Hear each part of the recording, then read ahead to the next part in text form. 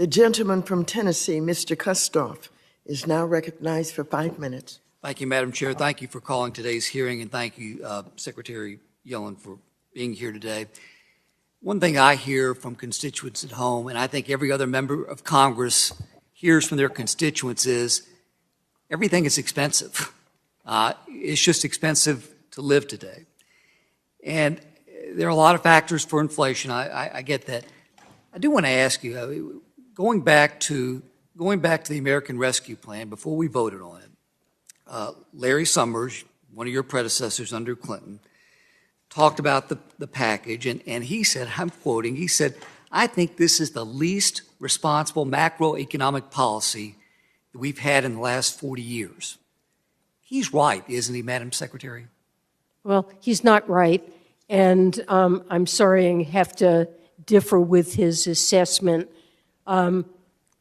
You have an American economy that is enjoying the strongest job market that we have had in decades. Americans feel confident of their ability to get jobs and to move to better jobs. To think that a year, 2 years after a pandemic struck our country and unemployment was in the double digits, rather than waiting for a decade as we had to after the financial crisis to recover the jobs that we lost. This country is enjoying a 3.6% unemployment rate and has seen the creation of over 500,000 jobs a month in recent months. Americans' financial conditions overall are very strong. If you ask the largest banks in the country that keep track of checking account balances of their customers at all levels of income and wealth. Let me reclaim my time, Madam Secretary. To put you on the record, you're saying the people feel good about the economy today. The American people feel good about the economy. Well, they're concerned about inflation, and that's entirely understandable. And I'm concerned about it. Because they're seeing the highest inflation that they've seen in 40 years, correct? Yes, it is. And let me ask you about this. Yesterday, San Francisco Fed President Mary Daly was speaking. She was talking about inflation at a 40-year high. She said about that that's as harmful as not having a job. She's right about that, isn't she? Well, of course it erodes the ability of households to purchase a wide array of goods and services. So yes, it is.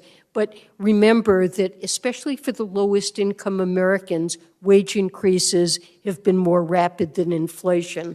And for pensioners, Social Security reclaiming my time, the wages are not keeping up with everyday goods and services, correct?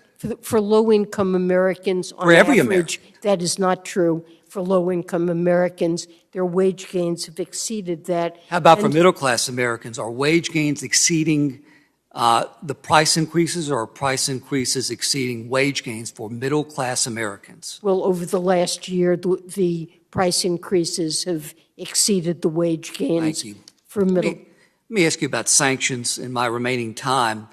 A big priority of Chairwoman Waters has been sanctions against the Russian oligarchs. I think of everybody, and we applaud those efforts.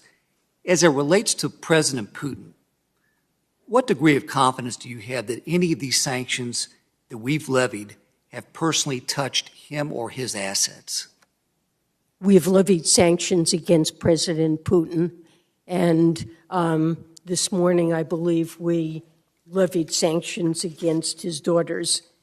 Look, did it deter? Did all the sanctions, including those that we've imposed against him, and the threat that we told him that we would make this very painful and impose sanctions greater than anything any country had ever seen? Let me ask it another way. Is he feeling the effect of the sanctions? Is President Putin feeling the effects of the sanctions? Do we have any? Is he what?